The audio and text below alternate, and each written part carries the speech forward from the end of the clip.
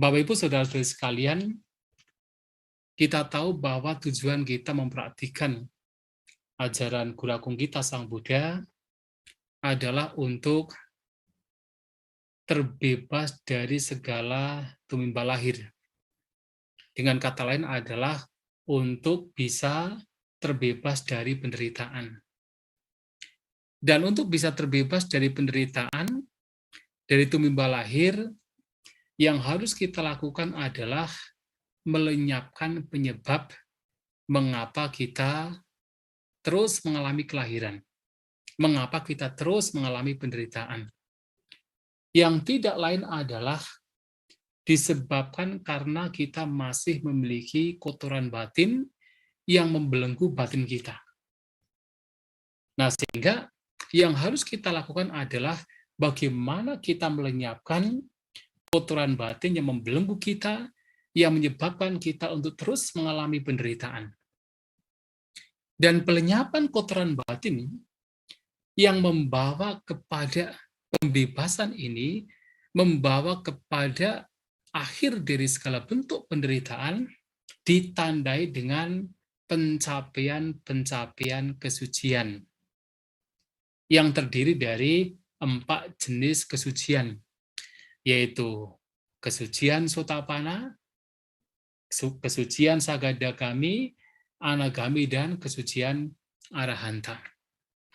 Nah, di dalam 4 jenis kesucian ini, belenggu-belenggu yang membelenggu pikiran atau kotoran-kotoran batin yang membelenggu pikiran itu telah dilenyapkan. Terutama untuk yang terakhir, Arahanta, secara total kotoran batin telah dihancurkan. Tetapi sebelum mencapai kesucian yang tertinggi, yaitu Arahanta, kesucian-kesucian lainnya pun juga baik untuk dicapai, karena di situ beberapa belenggu kotoran batin telah dihancurkan. Dan ketika seseorang mampu menghancurkan beberapa belenggu saja, itu sudah dipastikan bahwa suatu saat pasti akan mencapai hancurnya segala bentuk kotoran batin, yaitu mencapai kesucian Arahanta. Itulah kemudian di kalangan masyarakat Buddhis ada satu, yaitu semacam dambaan, satu keinginan dari kebanyakan masyarakat Buddhis untuk kalaupun tidak mencapai kesucian Arahanta, minimal mencapai kesucian Sotapanna. Nah, karena apa? Karena ketika seseorang mencapai kesucian Sotapanna, ada beberapa hal yang menjadi sebuah keuntungan. Yang pertama adalah orang yang mencapai kesucian Sotapanna setidaknya sudah tidak mungkin terlahir di alam rendah. Maka dikatakan bahwasanya orang yang mencapai kesucian Sotapanna satu hapayahi cak wipamuto. Jadi telah terbebas dari 4 jenis alam rendah.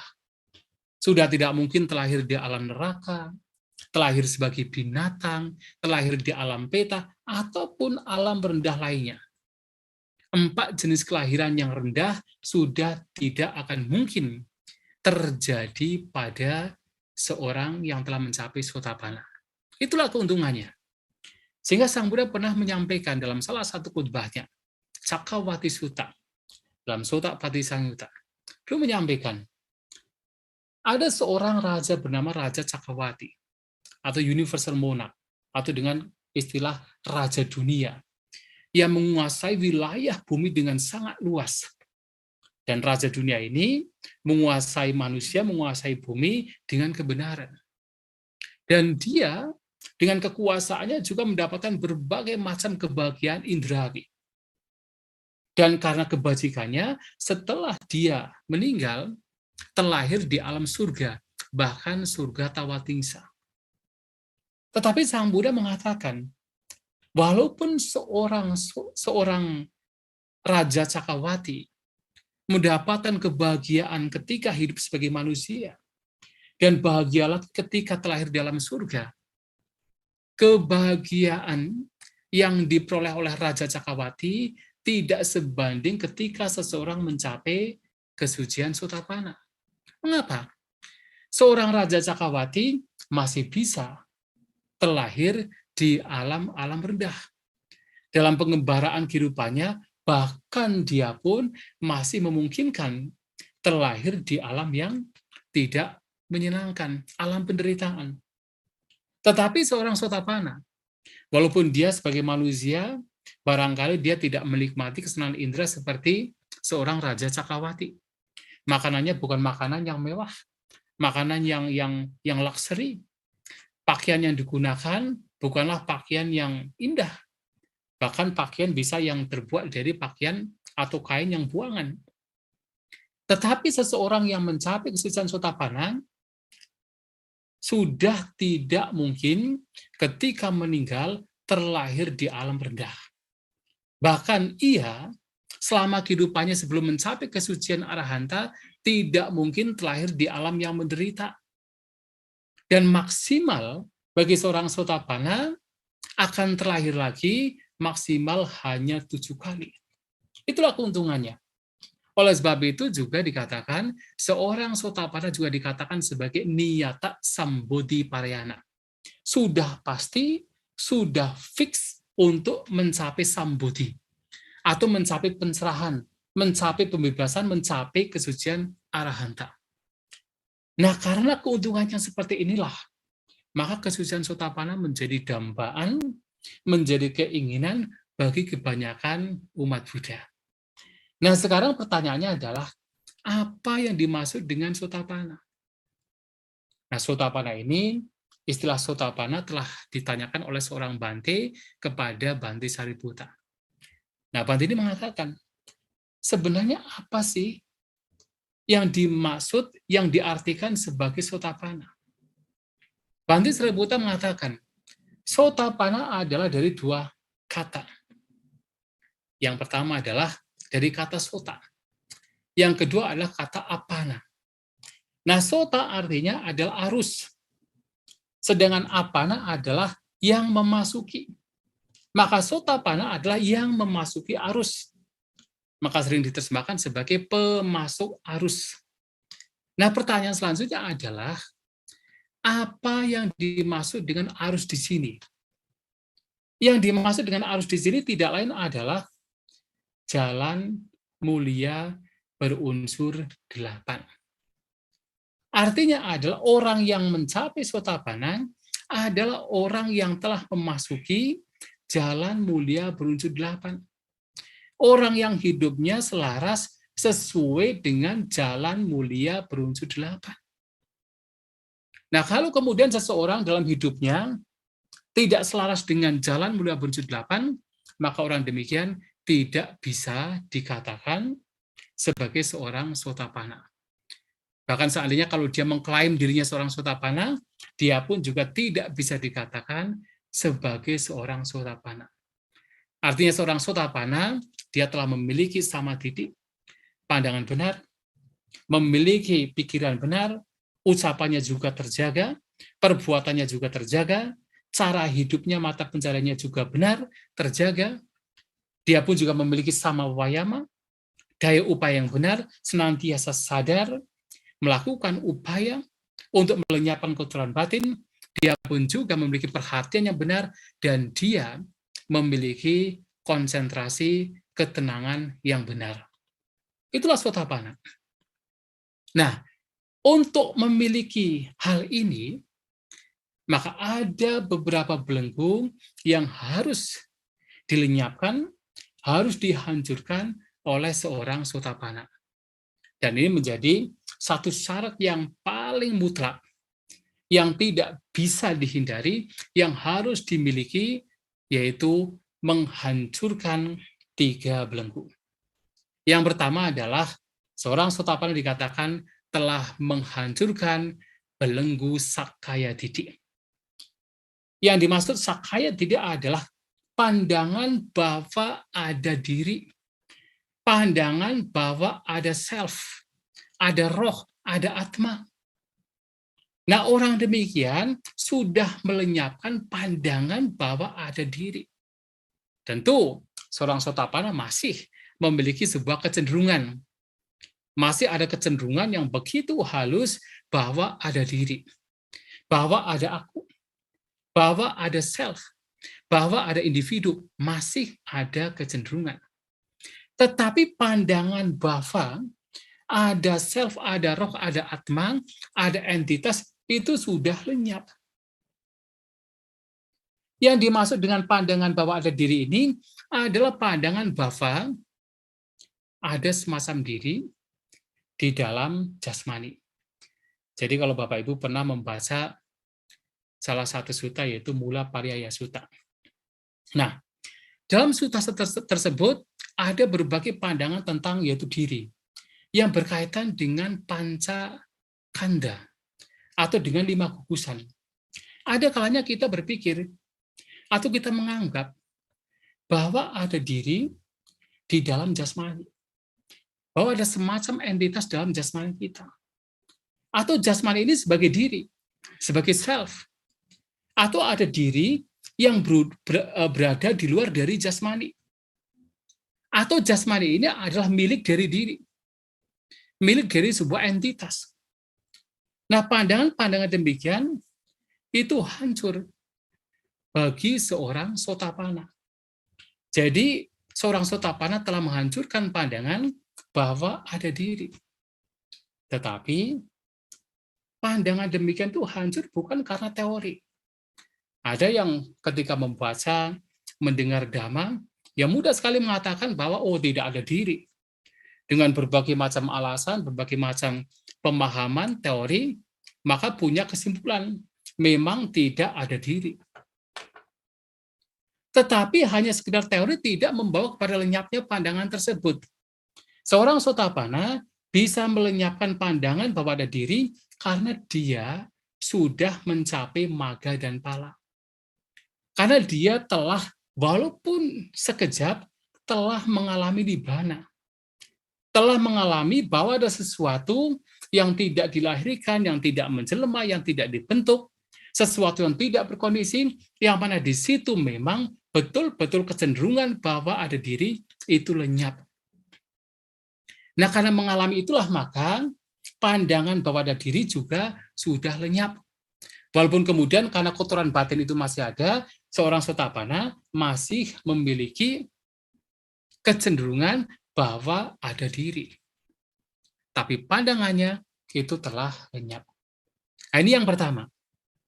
Yang kedua adalah seorang Sotapanna juga telah menghancurkan kemelekatan terhadap sila dan wata, atau dengan istilah sila bata paramasa. Kemelekatan terhadap aturan-aturan kemoralan termasuk, dan juga kewajiban-kewajiban tertentu. Jadi kalau kita lihat di zaman Sang Buddha, ada banyak sekali para pertapa, para brahmana, yang mereka itu menggunakan berbagai macam cara, mempraktekkan berbagai macam aturan, berbagai macam kepertapaan, dengan harapan bahwa ini adalah jalan yang membawa kepada pembebasan.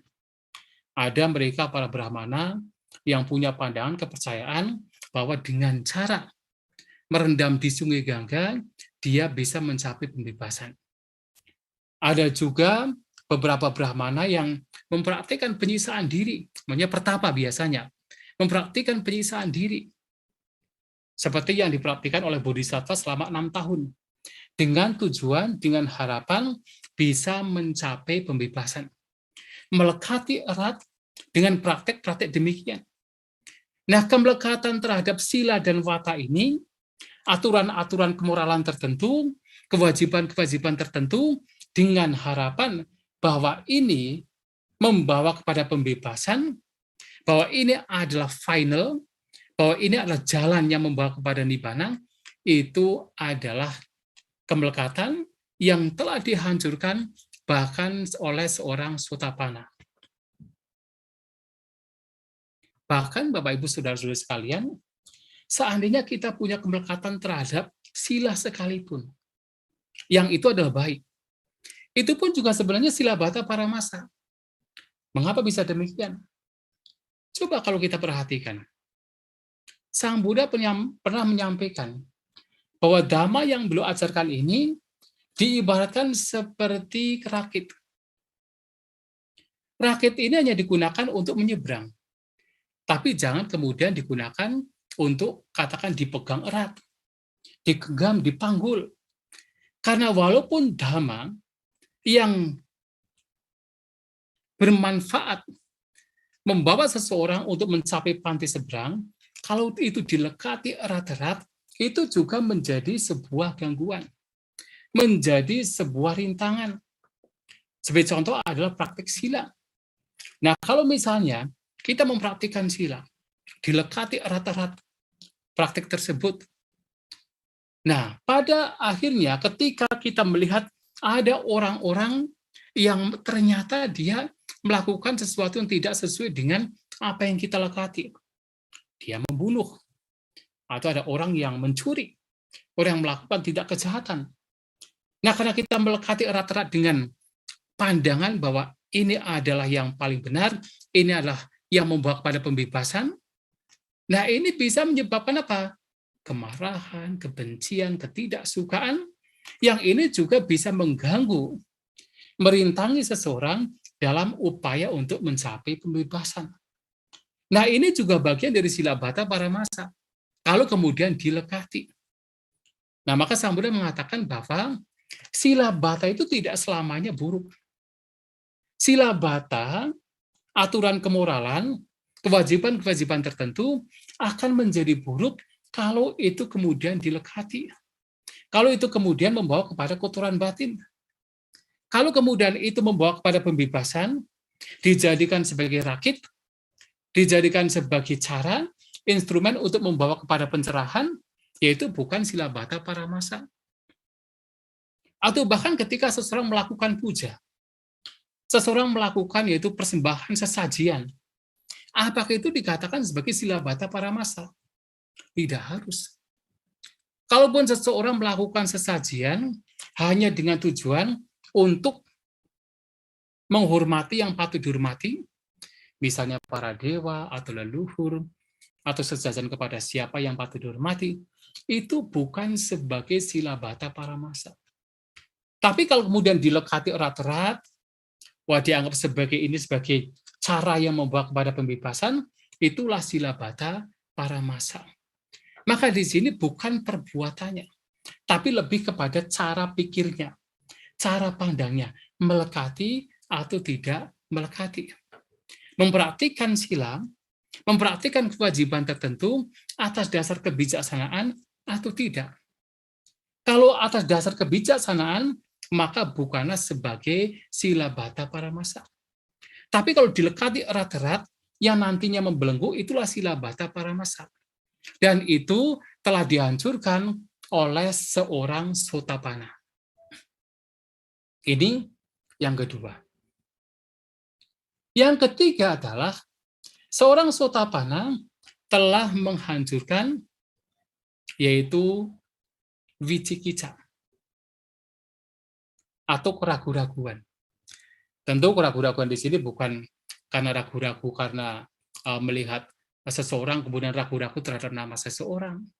Ragu-ragu ini nama pohon apa, ini jalan apa, tidak. Tapi ragu-ragu di sini adalah keraguan-raguan terhadap Buddha, Dhamma, dan Sangha.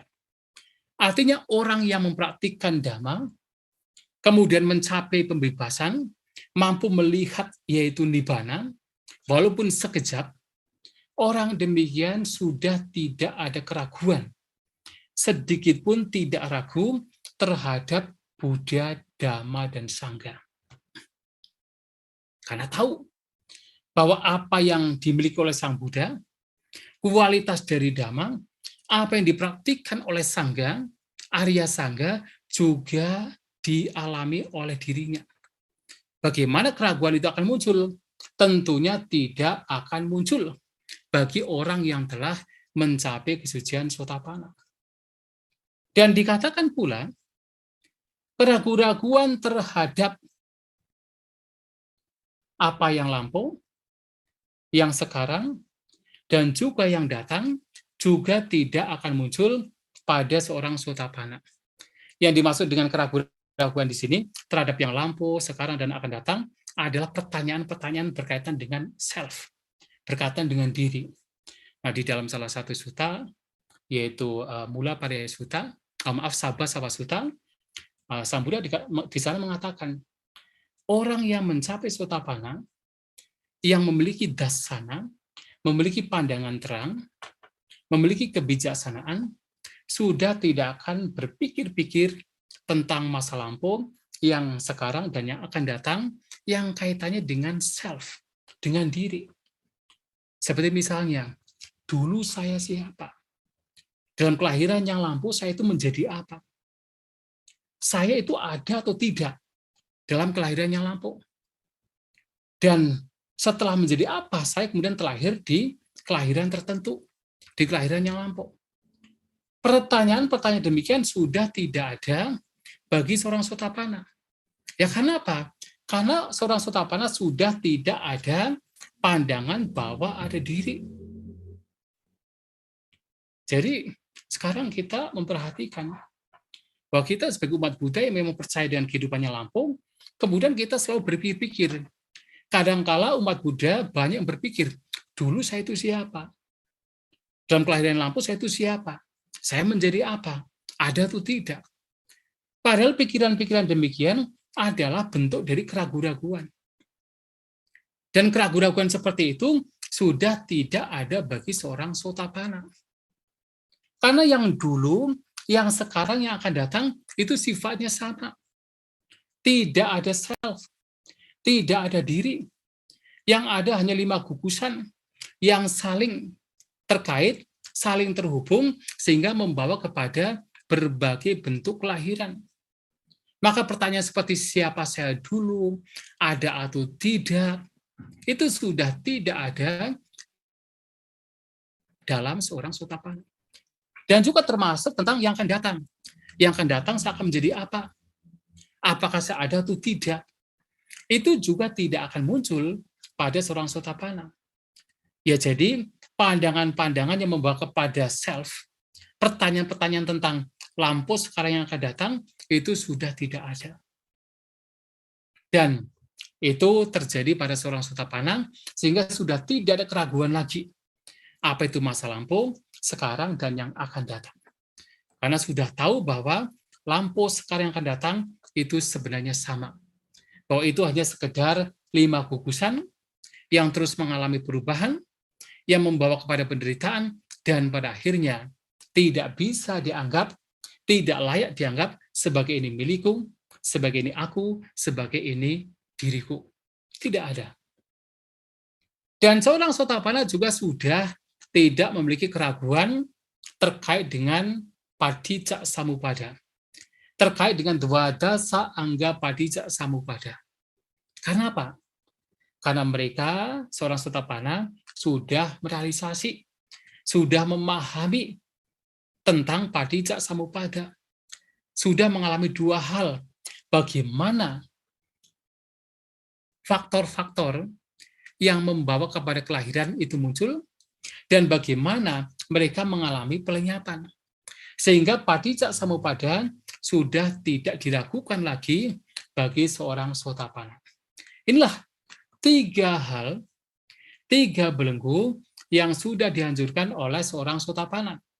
Sakaya Ditti, Silabbata Paramasa, dan juga Vicikicca. Sudah tidak ada, sudah lenyap, sudah hancur bagi seorang Sotapanna. Dan karena itulah maka seorang yang telah mencapai Sotapanna dikatakan memiliki 4 hal. 3 hal pertama adalah sudah penuh dengan keyakinan terhadap Buddha, Dhamma, dan Sangha. Buddhe Avecca Pasada, punya keyakinan yang begitu kuat, yang kokoh terhadap Sang Buddha. Dhamme Arya, Dhamme Avecca Pasada, punya keyakinan yang begitu kokoh terhadap Dhamma. Sanghe Avecca Pasada, punya keyakinan yang begitu kokoh, yang tidak tergoncangkan kepada Sangha. Dan yang keempat adalah seorang Sotapanna sudah sempurna di dalam sila. Nah, dikatakan oleh Sang Buddha dalam khotbah-khotbahnya bahwa seorang Sotapanna dikatakan Arya Kantehi Silehi, Akandehi, Acidehi, Asalabalehi, Akamasehi, dan juga dikatakan samadhi sangvati nekehi.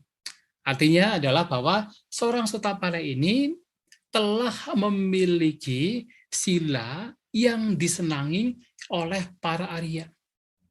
Sila atau kemoralan yang sudah tidak hancur lagi. Akan dehi. Kemoralan yang sudah tidak putus-putus lagi. Aci dehi. Kemoralan yang sudah tidak ada bintik-bintiknya. Asalabehi. Kemoralan yang juga sudah tidak ternoda. Akamasehi. Dan kemoralan yang dimiliki oleh seorang Sotapanna itu selalu mengarah kepada samadhi, mengarah kepada yaitu ketenangan batin, mengarah kepada konsentrasi. Itulah, maka dikatakan bahwa seorang Sotapanna dalam kitab ulasan itu sudah tidak mungkin melanggar 5 sila. Jadi seperti pembunuhan, pencurian, perzinahan, berbohong, mabuk-mabukan, itu sudah tidak mungkin dilanggar oleh seorang Sotapanna. Lantas ada sebuah pertanyaan. Di dalam yaitu salah satu sutta, ada sebuah kasus. Ada seorang Sakya, atau yang masih satu klan, satu katakan wangsa, satu keluarga, satu marga dengan Sang Buddha, bernama Sarakani. Nah, ketika dia meninggal, Sang Buddha mengatakan bahwa dia meninggal dengan pencapaian Sotapanna. Nah, kemudian orang-orang Sakya kemudian protes. Bagaimana mungkin seorang seperti Sarakani yang setiap hari mabuk-mabukan itu bisa mencapai kesucian Sotapanna? Nah, tidak mungkin. Nah, Sang Buddha mengatakan bahwa Sarakani ini mampu memenuhi aturan kemoralannya menjadi sempurna, menjadi perfect di dalam sila, di dalam moralitas menjelang kematian. Artinya adalah Sarakani ini mencapai kesucian pada saat menjelang kematian. Maka pada saat menjelang kematian, 5 sila dari Sarakani itu sudah perfect, sudah sempurna. Dia sudah tidak mabuk-mabukan lagi, tidak membunuh, tidak mencuri, tidak berzinah, tidak berbohong, tidak mabuk-mabukan lagi. Dan itulah yang juga menjadi ciri bahwa seorang Sotapanna sudah memiliki yaitu sila kemoralan yang sudah tidak mungkin patah-patah, sudah tidak mungkin ternoda. Dan sila yang demikian selalu membawa kepada yaitu samadhi, membawa kepada konsentrasi. Itulah Bapak Ibu Saudara-saudari sekalian, bahwasanya seorang Sotapanna memiliki 4 hal. Bahkan dalam khotbah lain dikatakan bahwa Sotapanna juga memiliki satu kualitas lagi, yang tidak lain adalah dia memiliki kedermawanan. Kedermawanan yang sempurna. Jadi seorang Sotapanna sudah tidak mungkin kikir lagi. Sudah tidak mungkin punya rasa pikiran pelit lagi. Selalu siap untuk memberi. Tangannya selalu terbuka untuk membantu orang lain. Itulah kenapa Anathapindika. Walaupun dia ini sudah yaitu menjadi miskin karena harta bendanya digunakan untuk yaitu mempersembahkan katakan persembahan untuk sangga, tapi dia tetap mencoba untuk memberi sesuatu. Walaupun seorang dewa datang kepada dia untuk apa? Tidak lagi berdana kepada orang lain, tidak lagi berdana kepada Sang Buddha, kepada para siswa Sang Buddha, Anathapindika yang memang sudah mencapai kesucian Sotapanna tidak mungkin berubah. Karena apa? Memiliki caga sampana, memiliki kedermawanan yang sempurna. Nah, itu juga menjadi kualitas dari seorang Sotapanna. Nah, sekarang apa yang mesti dilakukan oleh seseorang yang ingin mencapai Sotapanna? Ini yang penting, yang menjadi praktek kita, usaha kita dalam kehidupan sehari-hari agar kita mengarahkan batin kita, mengarahkan pada pencapaian Sotapanna. Yang tidak lain, Sang Buddha mengatakan ada 4 yang harus dimiliki oleh seorang yang ingin mencapai kesucian Sotapanna. Yang pertama adalah Sakpurisa Sangsewo. Artinya, harus suka berasosiasi dengan orang yang bijaksana, orang yang mengerti dhamma. Harus berasosiasi dengan kalyanamita, teman-teman yang baik. Itulah kenapa ada satu khutbah yang terdapat dalam Tripitaka. Sang Buddha menyampaikan, kalau orang yang punya keyakinan terhadap Sang Buddha, orang yang punya keyakinan terhadap Dhamma, orang demikian pasti akan sering mendatangi wihara. Setelah mendatangi wihara, orang demikian pasti akan menemui kalyanamita yang ada di wihara tersebut. Yang tidak lain adalah biku atau para biku yang berada di wihara tersebut. Dan ketika kemudian berasosiasi dengan biku, maka orang tersebut juga akan mendengarkan Dhamma. Nah, ini akan terjadi pada seseorang yang memang punya keyakinan terhadap Buddha, Dhamma, dan Sangha. Senantiasa berasosiasi dengan orang yang bijaksana. Sakpurisa Sangsewo.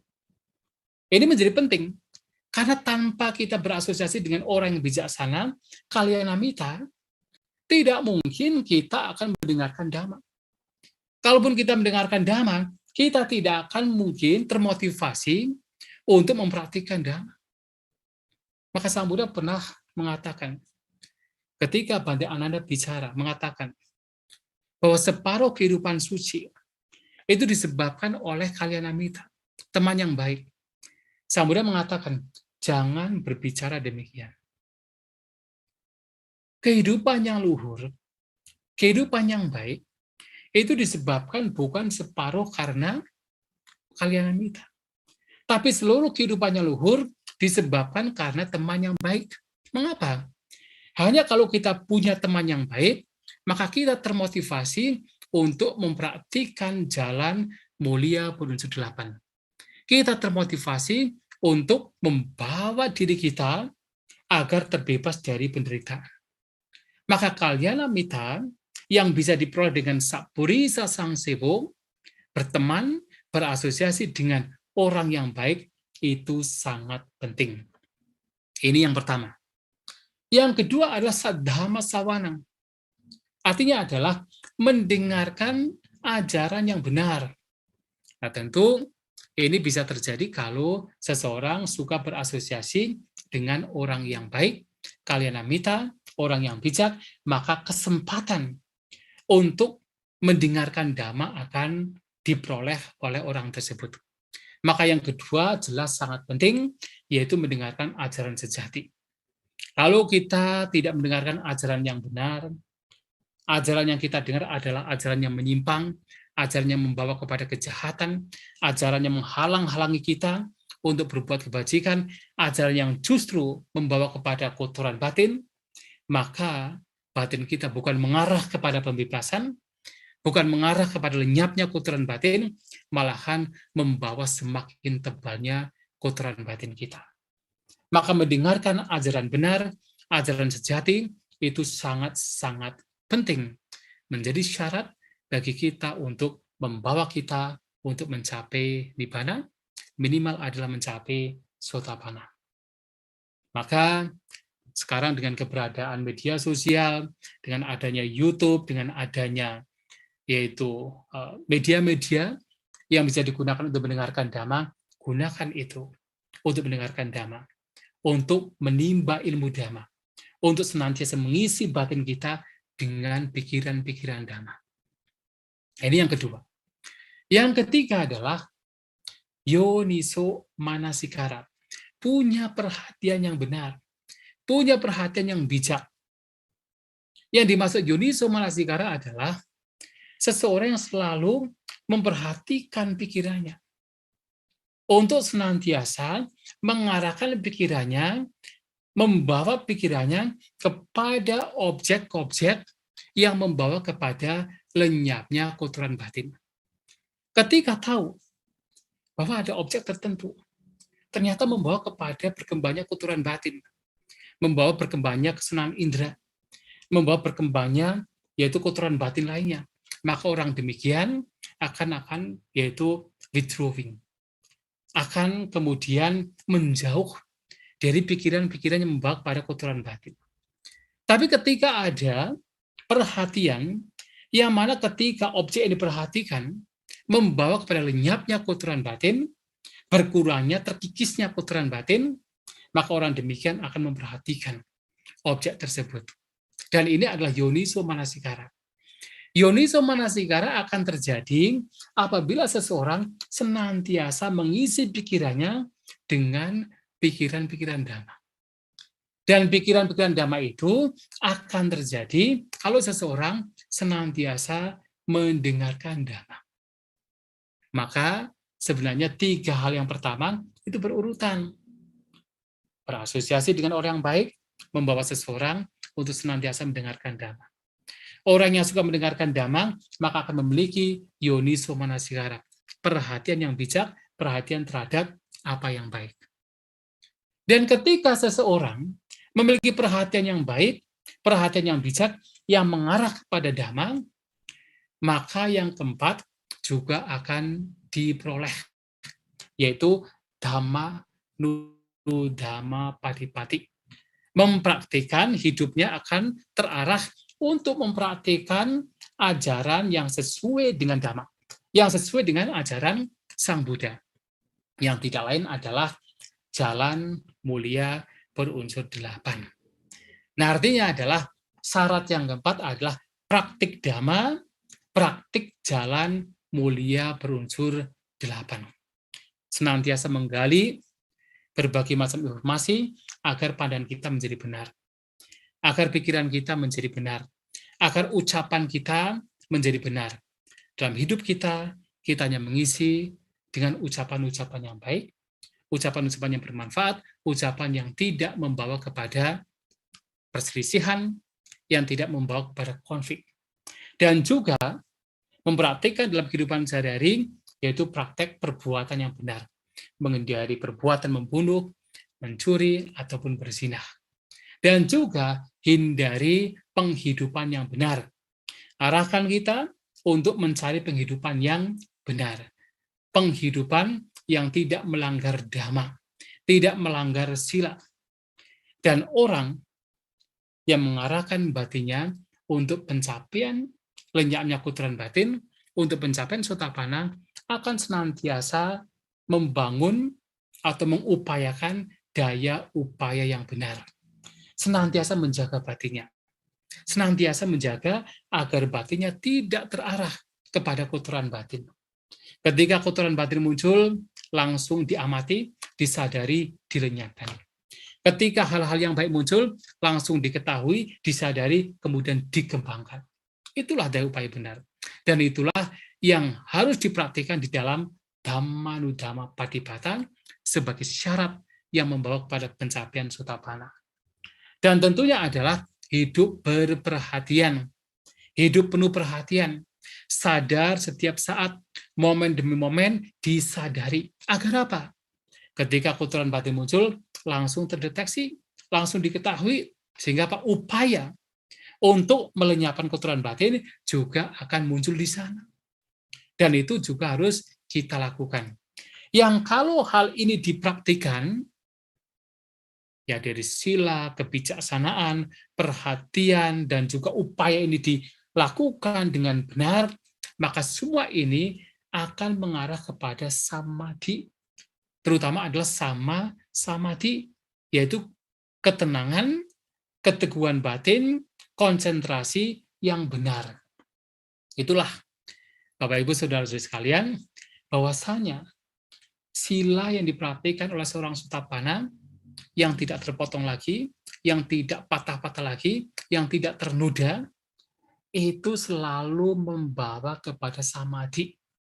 Samadhi yang tentu di sini adalah samadhi yang benar, keteguhan batin yang benar, konsentrasi batin yang benar, konsentrasi batin yang memang berangkat dari pandangan benar, dari pikiran benar, dari sila yang benar, dari upaya yang benar, dari perhatian yang benar, sehingga samadhi yang muncul pun juga samadhi yang benar. Itulah Bapak Ibu Saudara-saudari sekalian, bahwasanya 4 hal harus kita kembangkan, harus kita gali, kita kultivasi dalam kehidupan kita agar pencapaian kesucian sotapana, hancurnya tiga belenggu dapat diperoleh. Sapurisa Sangsewo berasosiasi dengan orang yang baik, Sadhama Sawanang mendengarkan dhamma, mendengarkan ajaran yang benar, Yoniso Manasikara punya perhatian yang bijak, yang benar, dan juga Dhammanudhamma Padipata, yaitu mempraktikkan dhamma, mempraktikkan ajaran sesuai dengan dhamma, yang tidak lain adalah jalan mulia penuju delapan. Dan ini yang harus kita praktikkan dalam kehidupan sehari-hari. Itulah Bapak Ibu Saudara-saudari sekalian, dalam pagi hari ini yang ingin saya sampaikan berkaitan dengan Sotapana dan jalannya. Semoga menjadi jelas, semoga menjadi motivasi bagi kita semua, semoga menjadi pengetahuan yang baik bagi kita semua, dan semoga kita semua maju dalam dhamma, sabi sata bawantu kita, semoga semua makhluk berbahagia. Sadu,